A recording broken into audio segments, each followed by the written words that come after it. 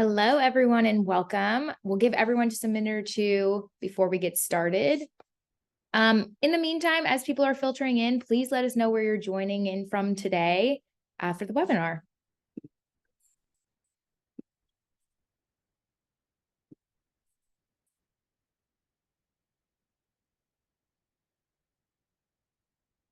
I see hello from Barcelona, Illinois, Canada, London.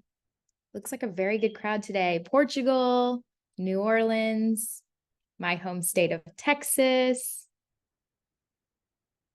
Houston. That's where I'm coming from as well. Pittsburgh, the UK. Lots of good attendees from all over the globe. This is really great to see. Oh, South Africa.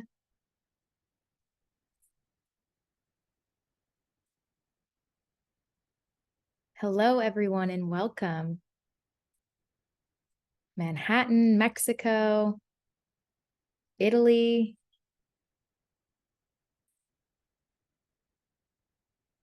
Georgia. Well, welcome, everyone. We're so excited to have you here today and talk about this webinar.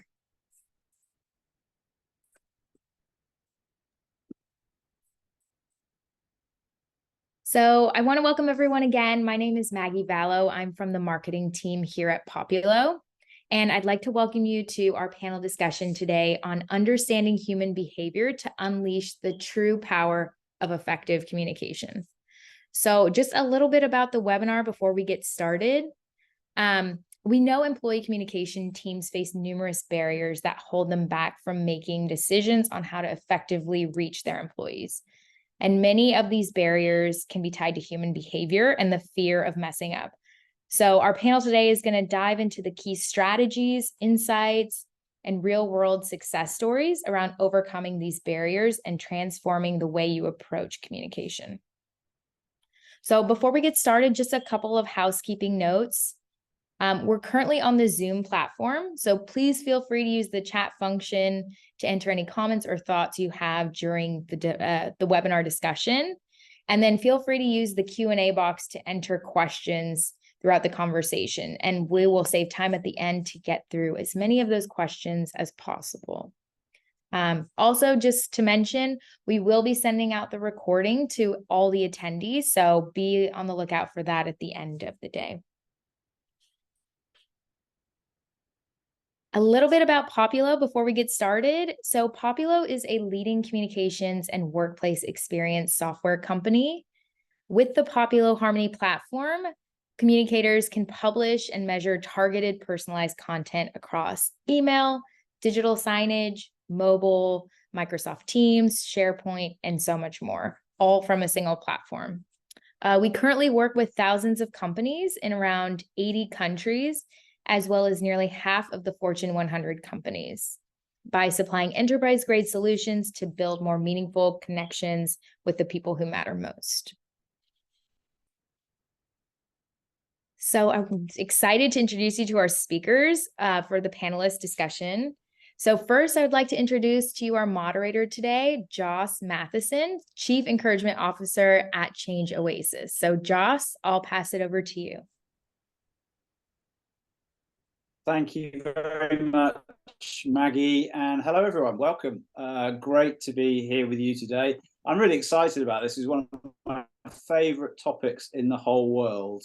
You know, not just talking about communications, but also I think we can all keep learning on and make us more effective communicators. So I'm delighted today to be joined by two absolutely world-class panelists. You're going to learn so much from them. I know I will as well. And I'm going to let them introduce themselves because they'll do a better job of it than I will. So Lindsay, do you want to unmute and introduce yourself to everyone? I'd love to. Hi, everyone. I'm Lindsay Kohler. I'm the lead behavioral scientist at scarlettabbot, and we are an employee engagement consultancy. And it's really in that role, my job to kind of bridge that gap between academic theory and HR and IC teams so that we can transform that research into insights that we can actually use in our work, so make it very practical. And I specialize in motivation and change. Brilliant. Thank you, Lindsay. Great to have you here today. We're really going to learn a lot from your expertise and viewpoint. And Sarah, welcome. Do you want to introduce yourself to everyone? Hi, Joss. Hello, everybody. I'm really excited to be here, and I'm really privileged to be asked. So thank you. And maybe you don't know, but Joss and I used to work together many moons ago. So it's great to be reconnected. So I am the Vice President of Global Internal Communications for an organisation called Elsevier. The parent company for Elsevier is a company called RELX, who historically have been a sort of publishing and journals business, moving in now into data and technology. We have about 8,500 employees around the world, and it truly is a diverse and global business. And I have been working there for just under 3 years. But prior to that, I've worked for large organizations such as Nestle, GlaxoSmithKline. I've worked in the public sector for government, and really tried to build very high-performing teams wherever I've gone. And be disruptive and creative, and try to make a difference and really push the boundaries for what really internal communication stands for, and what that looks like going forward and into the future. So I'm really excited to be here talking to you all today. So thank you very much for having me. Well, I think we're quite fortunate to have you, Sarah. You're being very modest. People might not realise on the call that at the recent Institute of Internal Communication Awards, Sarah won IC Leader of the Year and her team won IC Team of the Year. So we're really lucky to have you. Thank you for making time for this. And I know everyone will benefit from your broad experience. I'm going to suggest we get into this in just a moment. But again, just to reiterate what Maggie said, please, we want this to be interactive. So if you have questions, please put them in the Q&A or in the chat. We'll be keeping an eye on it. We'll try and bring those into the conversation. But to get us going, let's get into the meat of this. And Lindsay, I'm going to come to you first on this. We said that we're going to focus today on exploring what some of the key barriers, beliefs, and behaviours are that can hold communicators back from maybe unleashing the true power of effective communication. I'm just wondering, what do you see as some of those key barriers, beliefs, and behaviours that can get in the way? Well, I think the better question is where do I start with answering that, right? There's so much going on there. But I think there's really two aspects that we need to look at. And one covers what I consider to be technical barriers, and one that I think really covers more emotional barriers, right? So on the technical side of things, we see that communicators are overwhelmed by all the requests that they have coming in from all the teams that they support. And I often see with our clients that there isn't always a great system in place for prioritizing those requests. And then on the recipient side, so for people in your organizations, we just have this massive information overload, which can lead to decision paralysis, and then our people don't do any of the things that we want them to do or receive any of the messages we want them to receive. I also think, and Sarah's going to be able to comment on this much more directly than me with all of her firsthand experience, but I think that a lot of the teams we see are just lacking resources, whether that's time, headspace, ability, or even capacity. I think they're lacking those resources to always be able to think through the best way to deliver what needs to be delivered. And then on the emotional side, I see a lot of the barriers to action really, they center around fear, if that makes sense. So fear of what to say, fear of if we have permission to act, fear of saying the wrong thing, fear of messing it up.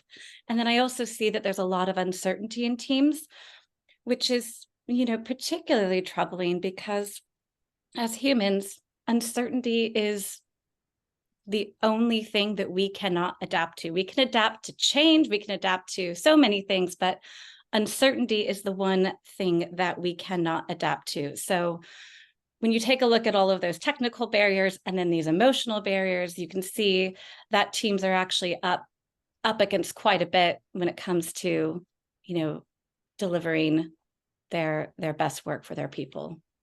Yeah, absolutely. The point you make around uncertainty, I mean, so relevant today in a world where actually there is so much ambiguity and uncertainty. It's very hard to know, what's going to come next, and that's in a broader kind of whole world context, but certainly in our organizations as well.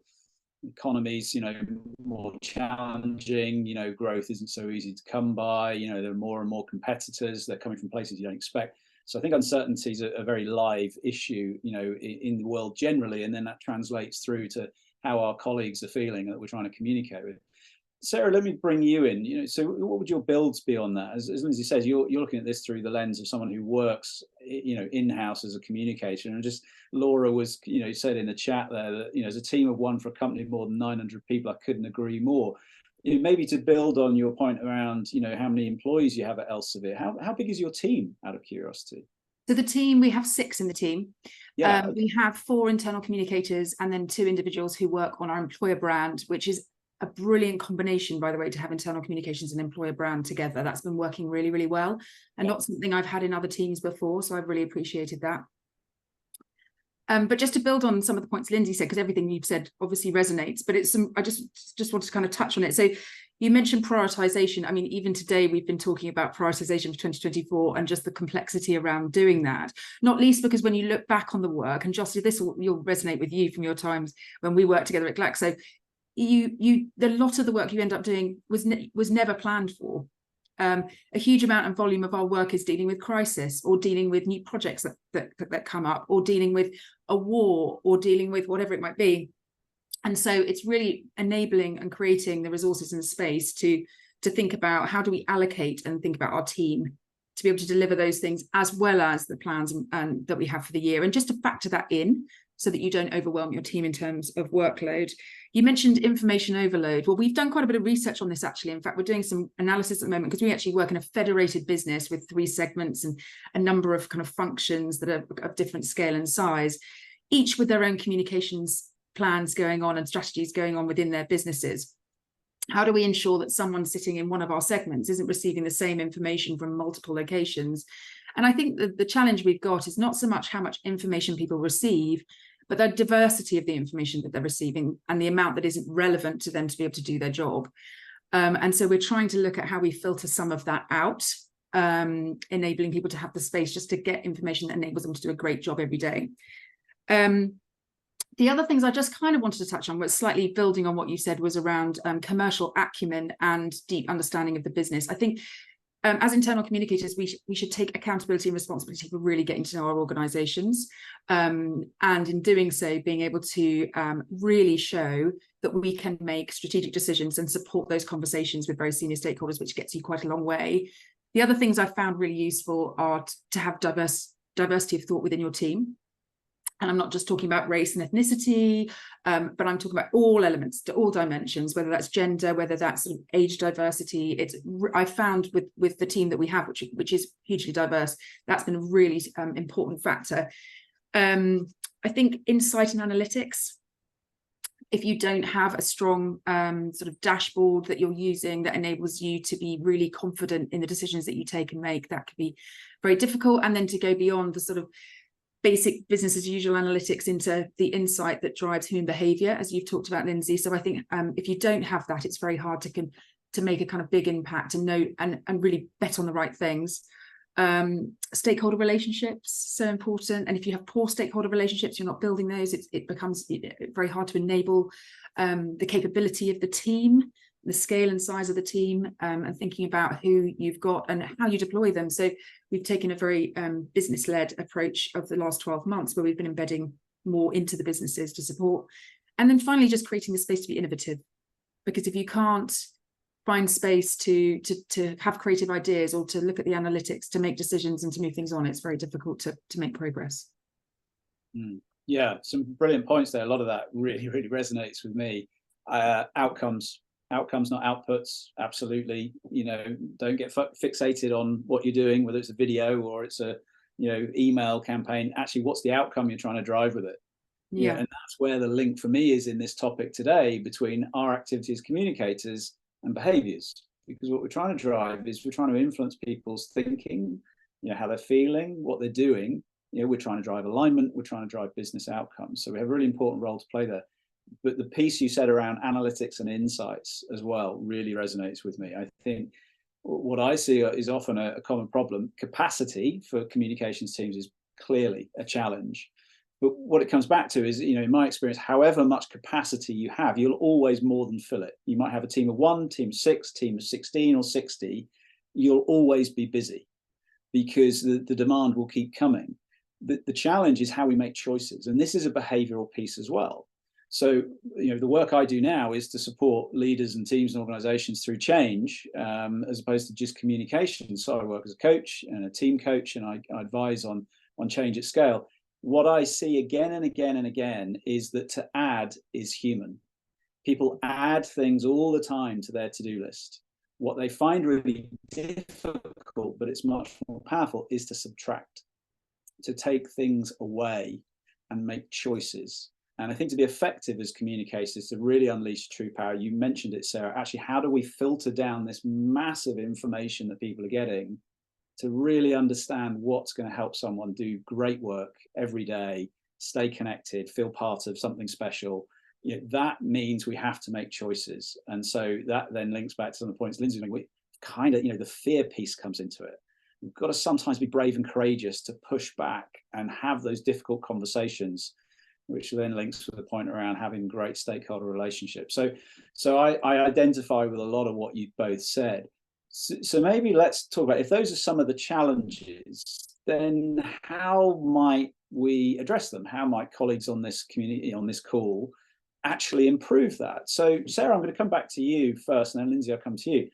What would you see as some of the solutions? What's within our grasp that would make a difference here? So one thing that we've done, and it's actually one of the questions that's come up, so I hope I'm not answering it ahead of time, but one of the things that has been incredibly helpful to us was to complete a full audit. So coming up, if I just touch on the metrics and analytics for a moment, and I've done many audits in my time, but we really invested in a full all company audit. So they went to all 8,500 employees, and we got a really positive return rate. And that enabled us to really dig into the insight, and not only that, but also produce a set of personas. And that has enabled me to go out to very senior leaders in the organization and have a really great conversation, because the conversation is rooted in data and insight.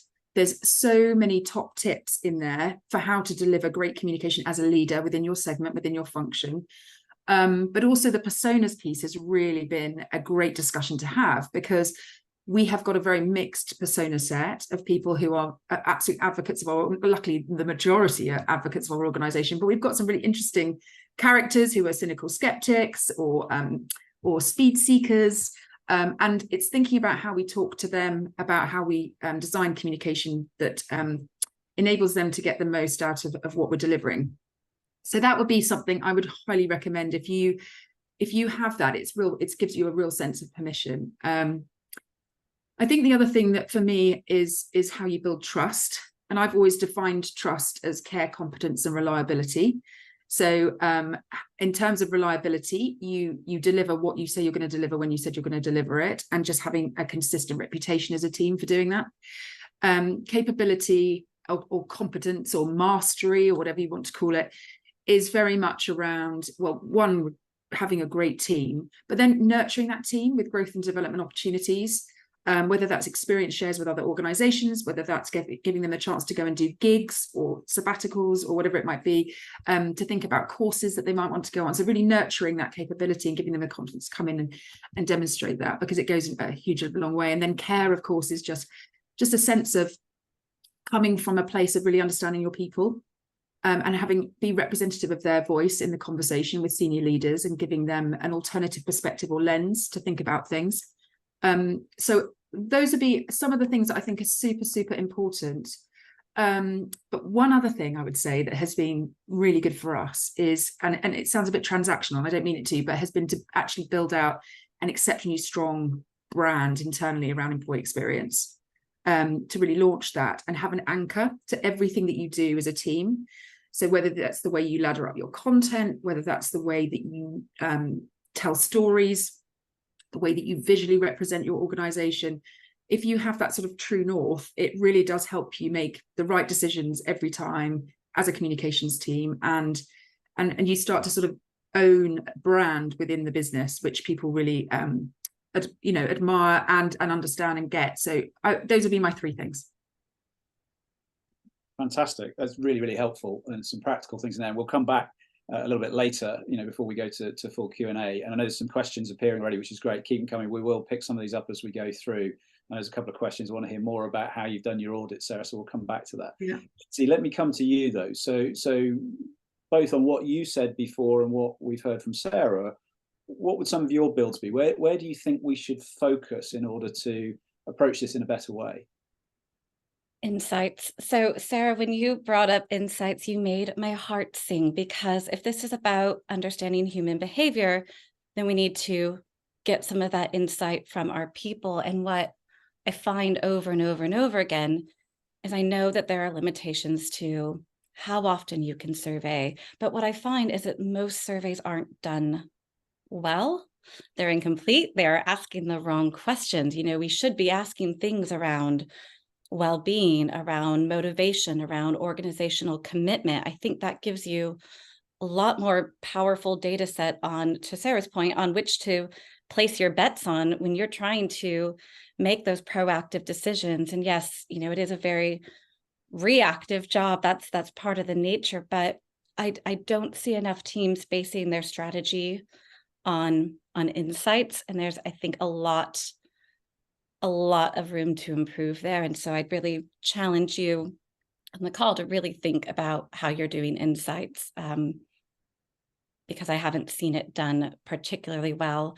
I also loved your point about trust, Sarah. So it was just recently in my head, I was writing a piece about trust for a publication just yesterday. So everything you were saying, I'm like, whoa, okay, we're consistent. We have the same understanding. But, I think with that trust piece, it's really our willingness to be vulnerable, right, to the actions of our leaders. So again, if we're trying to unlock our best performance, our team's best performance, we don't often think about how we are showcasing our trustworthiness. We ask for trust, we sort of expect it, but we don't, I think, put the onus on ourselves enough to show that we are trustworthy. We are a trustworthy and reliable messenger. Because if you've got that, then it's going to go a long way, I think, to overcoming some of those barriers I mentioned, especially the emotional ones. I guess on the technical side of things, shifting some of those behaviors, I think with overload, with no air traffic control system, with the reactivity, I think a lot of those, and this is probably said very optimistically, but can probably be solved with process implementation. So they might almost be a bit easier, right? So if we just default the behaviors that we want, it kind of takes away that emotional and cognitive burden. So I was just recently working with a client who, they were really re-looking at what is the purpose of our internal communication team within our business. And once they decided that their purpose was to, enable the delivery of the business strategy. So they took it up to that level. I was like, okay, once you've got that purpose fully locked down, then let's create a manifesto, and we're going to recontract with our teams. We're going to recontract with leaders on what we do and what we don't do. And so we've seen that process implementation has really helped to make them more effective. So, it's never a bad idea to take a step back and look at the processes you have in place. Maybe you need to add something, or to Joss's point, maybe you need to take something away that isn't working anymore.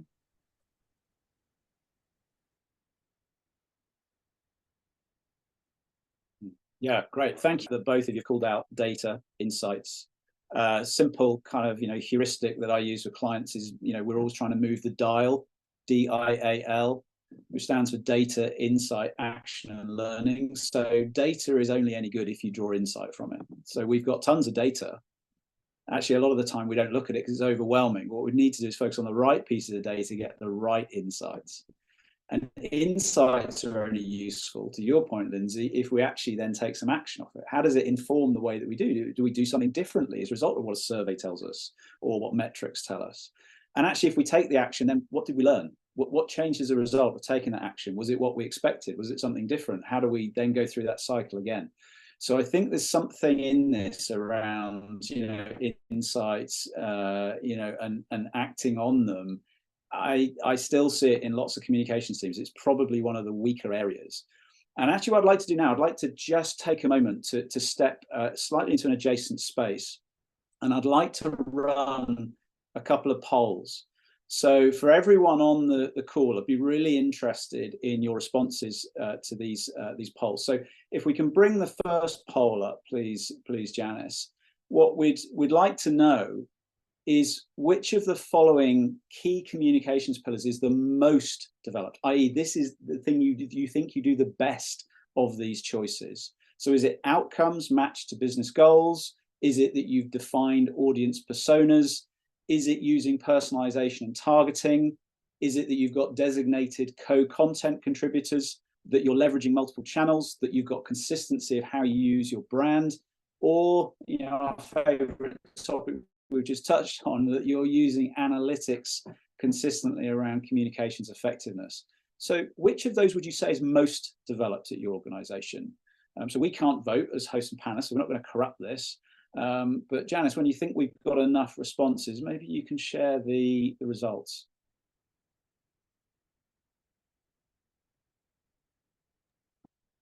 I'm excited for this, Joss. Let's see. I'm looking forward to seeing what comes out.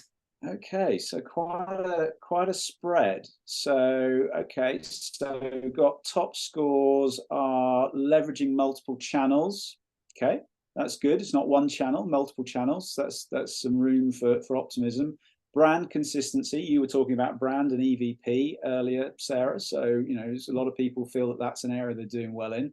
And then outcomes. Outcomes comes in probably the third highest. We've got lower scores then, around content contributors, personas, personalization, and analytics. Okay, so that gives us a sense of where you feel that you're doing well in your organization. I'd like to run another poll, which is of those choices, which is the one where you feel that you've got a little bit more to do. This is where are you lacking the most? So which of these is the one you feel you're weakest on, perhaps? So same choices: outcomes, personas, personalization and targeting, contributors, channels, brand consistency, and analytics. Of those, which is the one where you're kind of maybe slightly sheepish and a bit embarrassed that you don't do this very well? It's something I know it's kind of would be good to do it, but there's not enough hours in the week, or we don't have the technology or the budget or the resource. Let us know, which is the one that you feel is lacking the most in your organization. And again, Janice, maybe you can share the results when we've got enough responses in there.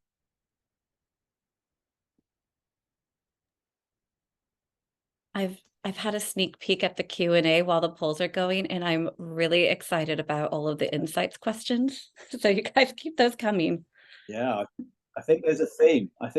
So, and actually here we are. So which is the area that people feel is most lacking? Well, it's analytics around comms effectiveness. So obviously we've hit a bit of a nerve here. We've hit a seam perhaps in terms of how we do this. And it is challenging. I mean, I think we'd all acknowledge, anyone who's worked in this space, this is not always easy, but it's getting easier. I think there are, more tools, platforms available that make this possible. So we see, okay, analytics is the top one, personas, personalization, and then outcomes to an extent. Okay, brilliant. Thank you for your help with those polls, Janice. And maybe we could just share a slide. I'd like to just introduce you all to something, which is the Populo Communications Maturity Model.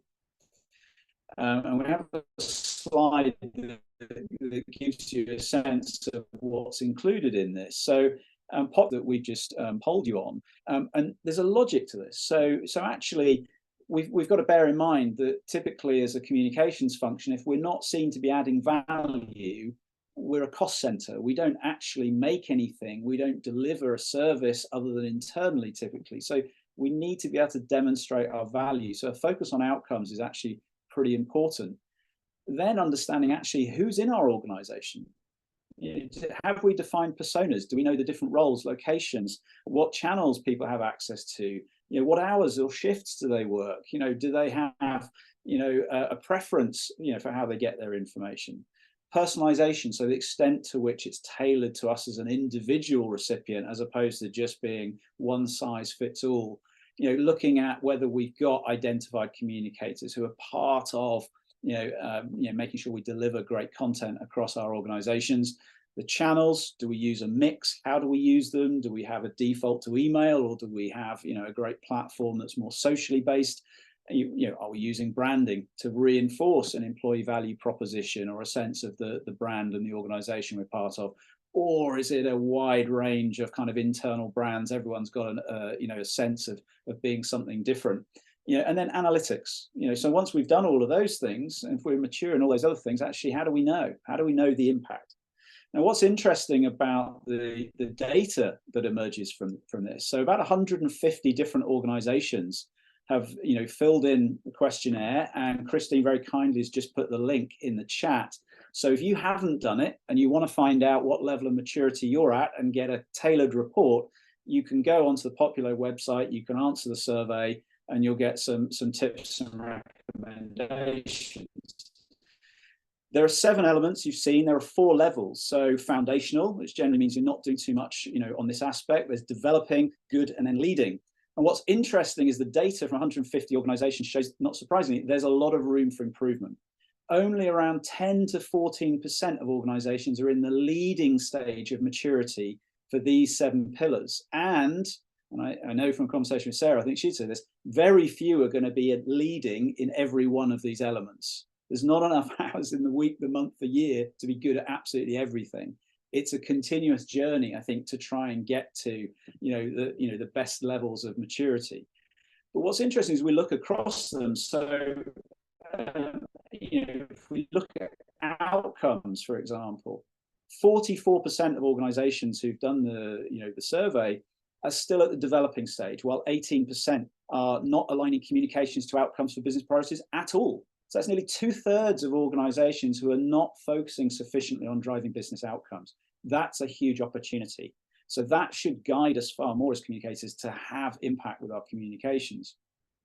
In terms of personas, over 36% of organizations haven't defined them.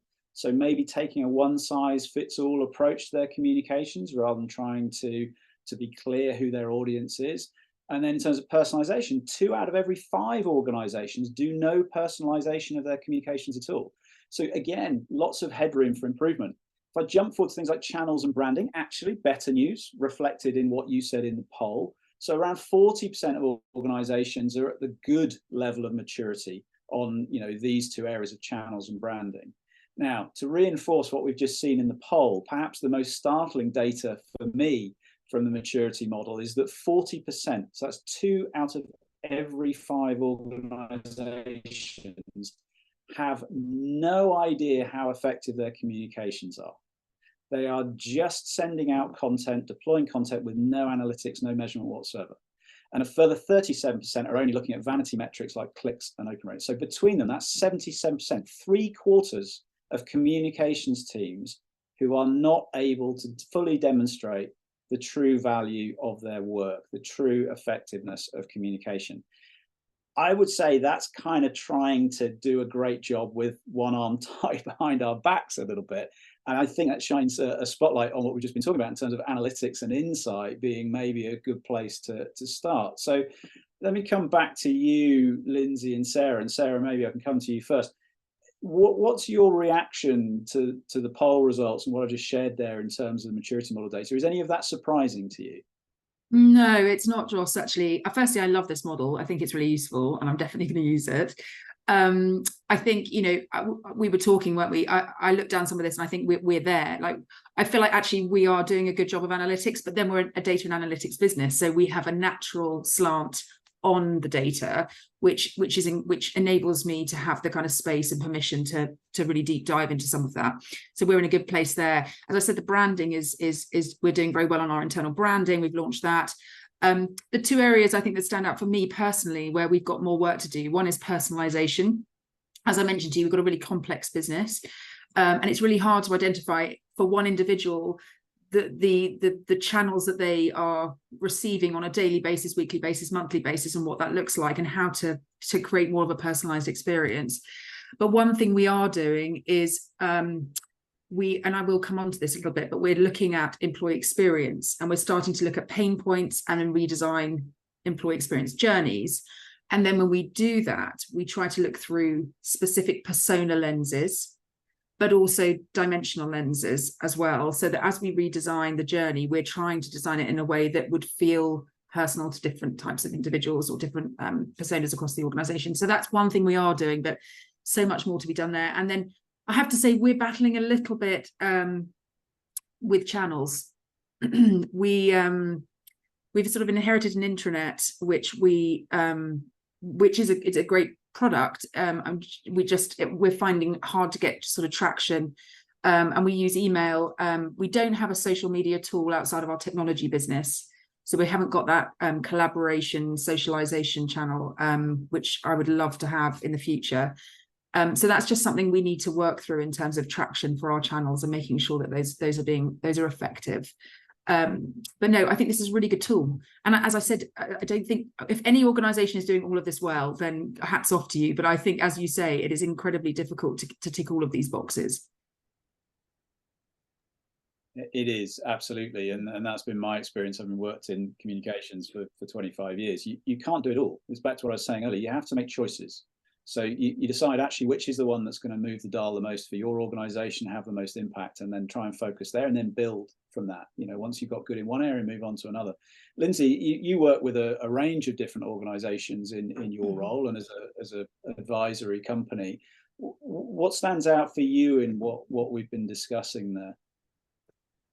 I think question number 4 is really, really interesting. So have you identified communicators and content contributors in your organization? So one of the biggest things that we find contributes to the information overload, to the non-targeting, to the increase of things that just aren't relevant, is there are actually a lot of people in some organizations outside of the IC team that think that it's their job to communicate. So we were just working with another organization around kind of their IC team's effectiveness. So think of it as an audit, but an audit on steroids, right? We're looking at organizational design, we're looking at how it works in the business.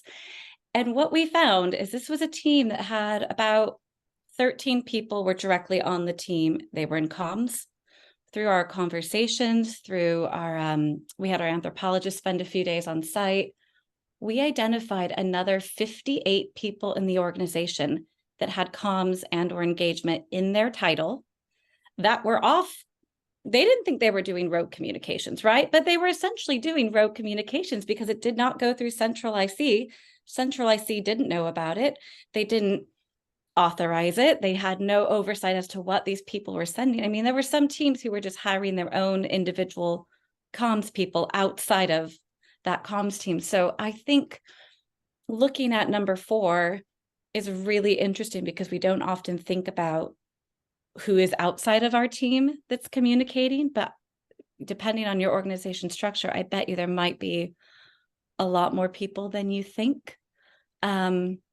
Yeah. And then I think personalization as well. Again, people struggle to get the data to target their comms effectively via their channels.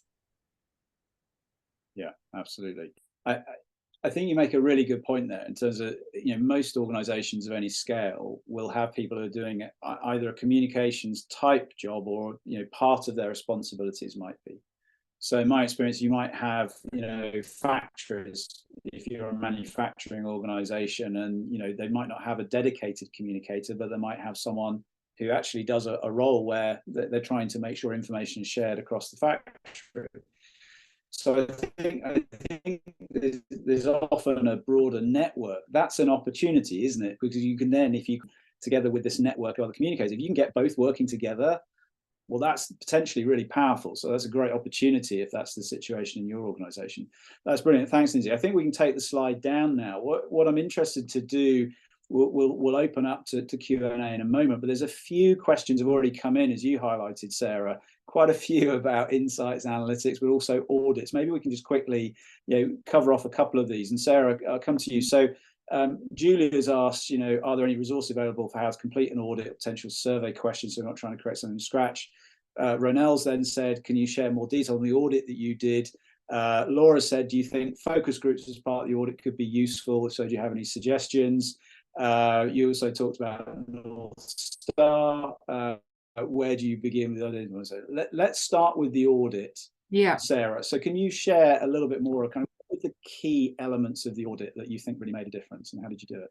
Yeah, so we identified on kind of so the audit, as I said, was a company-wide audit. We gave individuals 3 weeks to complete that.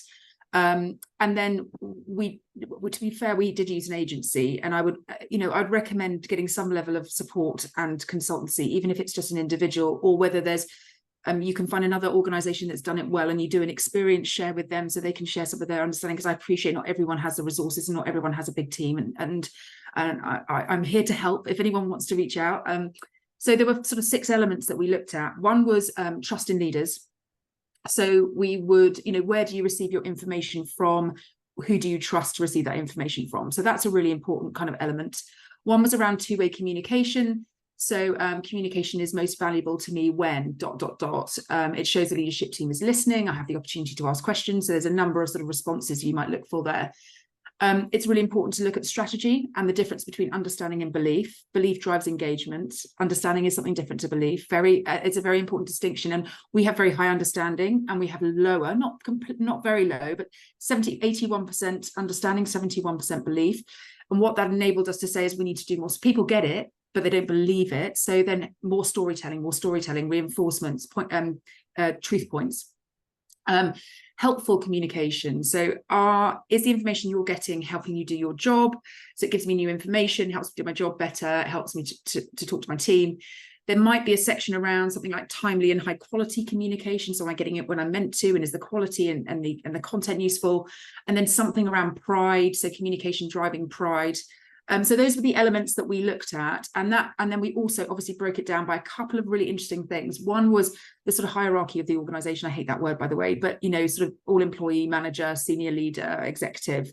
And that was important because it enabled us to really make the distinction. So what came out for us, which was super interesting, is 94% of our organization trusts their manager. That's the one place they want to receive information that they believe is true. But like 71% of our manager population are okay or have concerns with having enough knowledge and information to be able to talk confidently to their teams. So we've got this really interesting juxtaposition that we have to address. So that, these are the sorts of insights that enable me to go and say, we need to do a people manager. We need to be thinking more about our people manager population and how we're supporting them with up-to-date information. But also we cut it by tenure, super interesting. So like, first year, EMPS, exceptionally high, 2 to 3 years, comes, I'm going to say drops off a cliff, but it's really bad. It sort of drops. And I think some of that is around, and some of this is really interesting because it's addressing things like internal mobility, options for growth and development. So what happens at 3 years? And then we get to about 10 years and we see a growth again. So we've got this really interesting group between 3, 4 years and 10 years. So I'm just giving you an example of the sorts of questions you could be asking, but the super interesting little kind of nuggets of insight that come out that just really get you to focus and prioritize on what's important. And we did a huge piece around channels as well. So that was really good. Did you want me to answer the North Star question, or shall I hold that one? Let me come back to that, because I want to bring Lindsay in. But what I love about the way you've responded to that, Sarah, is it's not just about open and click rates. No, it's much more attuned to what we've been talking about in terms of business outcomes. Actually, what really makes a difference in terms of understanding our culture, actually how people are feeling, motivation levels, actually the flow of information. So if we think of, organizational communication as an ecosystem, just a tiny piece of it. It's a tiny piece of it. If you're an organization that uses something like Microsoft Teams or instant messaging, that's communication too. It's happening all the time. You're looking to enable the right kind of communication, not control it. And I think there's a really important distinction there in terms of where do people like to receive information from is a massive clue as to how you might then provide, for example, people leaders, line managers as an opportunity to use them, help them feel more confident. I think it's great the way you responded to that, Sarah. Lindsay, I want to come to you because I suspect you come at this in a slightly different kind of lens, So So as someone who's a behavioural scientist, not looking at this through open rates and click rates, what would you suggest that people might want to think about if they're doing an audit or they're surveying people? What kind of things should they look out for? Yeah, well, I think Sarah covered a lot of very good points, but there were two questions, I think, in the Q&A that I can probably answer as part of this. So one of them was, do I have to create things from scratch, or are there question sets out there? And absolutely, there are loads of question sets out there. Researchers and academics have been studying organizational psychology for decades. So believe you me, when I go in and I know that the problem the company has is motivation or its attention or its belief, I'm not sitting down from scratch thinking, oh, what should I ask? I go to the research and then I figure out what makes sense in the context of that organization. And I simplify, right? Nobody has time to answer 45 questions about organizational commitment, but they can probably answer 5, right? And the other thing that I think is really important is the focus groups. So those I have found time and time again, the insights and conversations, even if it's just 3 people, can often give you a wealth of information that no amount of quantitative survey can. And oftentimes you get these amazing quotes and sound bites from people that then, when you're needing to make a case for resource or change or something, you take that sound bite to that leader, and all of a sudden they don't care what the survey data said. They see that line and they think, oh my gosh, we need to act. So absolutely, if you can do it, include qualitative data in your insights work. 100%. I find it to be very complementary and insightful on top of the quantitative research. Yeah, I think that's really helpful, and I'm mindful we've got people on the webinar today, everything from, we've heard, I'm one person, how do I do all this, through to people who've probably got a team. I think there are resources available, so I'm sure Populo will follow up with everyone who's been on this. They have lots of resources on their website. If you haven't already checked out, there's an absolute mine of information that Populo make available, and there's plenty of other stuff out there too. So you won't struggle. If you go looking, you'll find some things. There are quite a lot of tools available these days that are quite simple, easy to translate. I think Lindsay gave you a really good insight there. What I like about what you said, Lindsay, is listening. Again, it's not just data. It's insight that we can action. Where are we looking to learn what works, what doesn't? I think that's really important. I want to come back to you, Sarah, the point around the North Star and fitting a comms narrative around that. Do you want to say a little bit more about that? What's your recommendation to people? What tips would you give? Yeah, I mean, I feel really privileged and lucky to have been trusted by Elsevier to very early on work with the employer brand team when they were thinking about refreshing our talent proposition externally, to say, actually, if we're going out and talking about our organization in this way to potential people who might work here, how are we ensuring that that really is the experience people have when they arrive, and how do we protect that? And so as we went to refresh our employer brand, we also started to think about our employee experience. And we did a huge amount of research, funnily enough, and we did a survey of over 1,000 people and then focus groups of up to 200 people, and stumbled on, and this is the thing, you uncover your cultural North Star. It's not something you invent.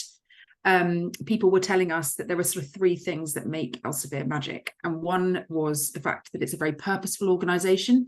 That our mission is to help researchers and healthcare professionals make better decisions that are data-led. And then the second one is around growth and development. If you know where you want to go, Elsevier has a wealth of opportunities for you, not only in terms of different types of jobs, but globally. And then finally, we call that sort of growing every day. And then the final one was colleagues that care. We're an organization that believes in inclusivity, and where we also believe in supporting each other and the societies in which we operate. So we did sort of purposeful work, growing every day, colleagues that care, with the sort of tagline, together we create possibilities, became our North Star. And then we were able to bring about a new internal brand that was so refreshing. It was colourful, it was human, it was light, it was simpler language, it was more informal visuals. It was just really bringing what the essence of the organisation was about. People loved it. And it's really landed. Not lots of things land at Elsevier. They sort of come and go a little bit, but this is really stuck. So 3 years on, it's now absolutely infiltrated every single part of our organisation. And then the final thing to say is, once you've established your North Star, which is super important, how do you then protect it? And that's where EX comes in. And we've started to operationalise purpose of work, growing every day, and colleagues that care in everything that we do. And we're using a listening strategy against all the surveys that we deliver. So whether that's someone transitioning out the business, someone joining the business, someone who's moving job, someone who's been promoted, crunching all that data and finding the pain points, and then redesigning the journeys through the lens of our personas and also our different dimensions. And the first one we've just done in the last 12 months, I sound really like I've been doing this for years, but actually this is very fresh. We've only really been sort of driving this for the last 12 months, and we've just redesigned our onboarding journey, which is very exciting. And that's now being taken up across all the divisions and at RELX level, which is really, really cool. So yeah, it's been really great for us. And it's really helped us sort of prioritize as well, as you say, and ladder all our content up into this very clear content framework, which has been extremely helpful. Yeah, I can't emphasize enough, actually, if you, one of the questions was how there's so many priorities in the business, how can you align to a North Star and a few things. I think that's part of the opportunity and challenge for communicators. Often the strategy is not as clearly articulated as it needs to be. And so actually identifying a few things that you want to try and influence, and then, challenging leaders in terms of, is this really the story we're trying to tell? It can make a world of difference. The simpler you can make it, the better off you'll be, because once you can start aligning all of your communication to those few things that really matter, the 1, 2, or 3 big things, it's a game changer, total game changer in terms of the way you will communicate, organize channels, measure everything. So thank you for sharing that. I'm keeping an eye on the clock. We're going to run out of time. What is a brilliant discussion. We're not going to get through all of your questions. I apologize, but there's some great questions in there. What I mentioned was that Populo have lots of resources, but also their platform can help you do quite a lot of this. And so I'd like to run another poll very quickly, which is just to check, if you're on this call, would you like more information from Populo to understand how they can help with this? Appreciate that not everyone has really big budgets, but there's still things that Populo might be able to do to help. So please, just on the poll there, are you interested in speaking to a Populo representative about how they can help you overcome barriers that are hindering the impact of your comms efforts? Yes, you'd like to speak to someone, or no, we're fine, thank you.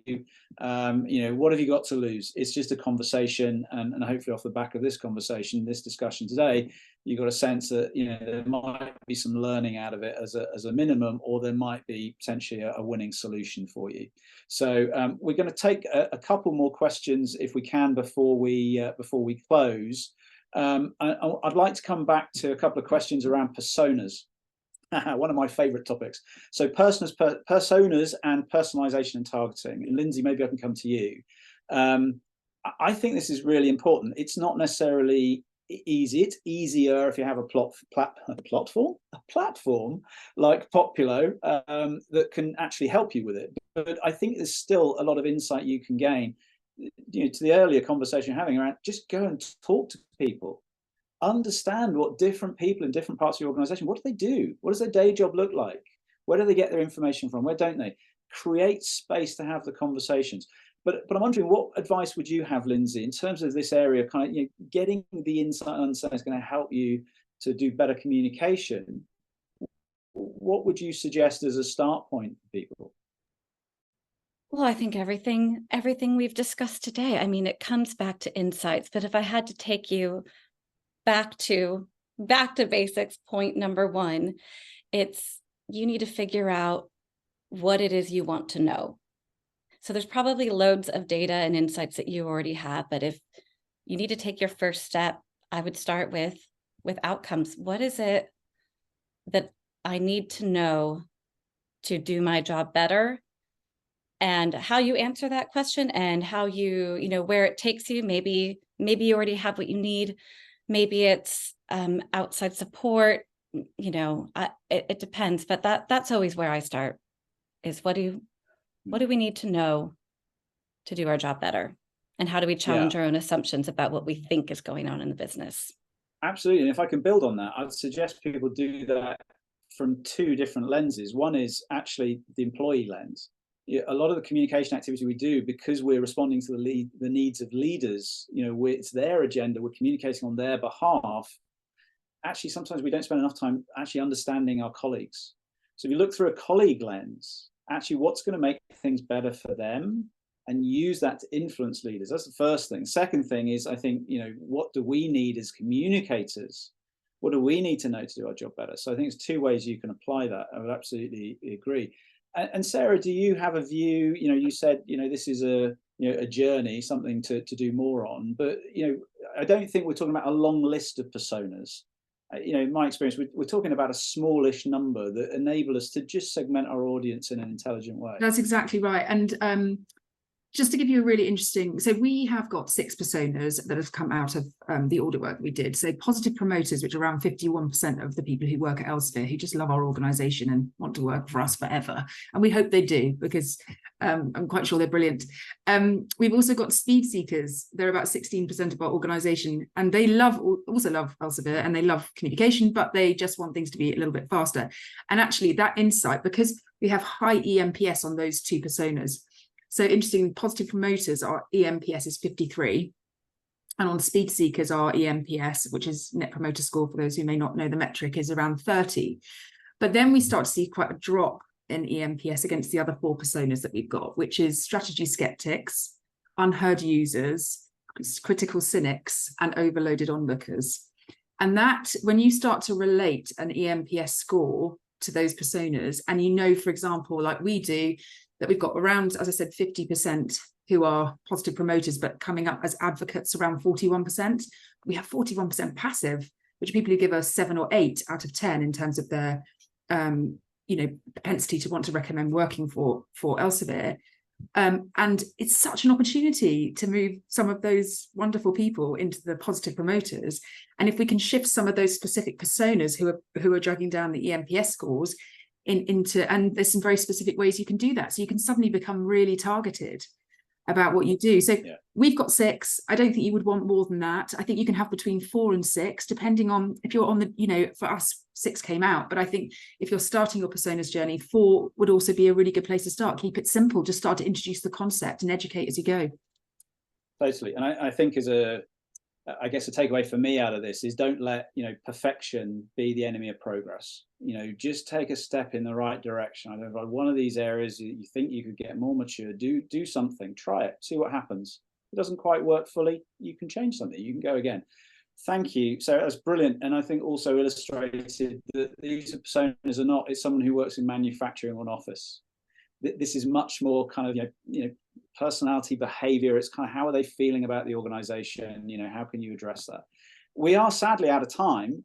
This has been fantastic. Thank you very much, Sarah. Thank you, Lindsay. Thank you all for joining. I'm going to hand back to Maggie just to wrap things up. Yes, thank you all so much for such an engaging and informative conversation today. And I want to thank everyone who joined us for the discussion on understanding human behavior. Just a reminder, we will be sending out the recording and any resources that were mentioned throughout. So again, just thank you to everyone for joining and our amazing panelists today. So have a great day, everyone. We'll see you soon.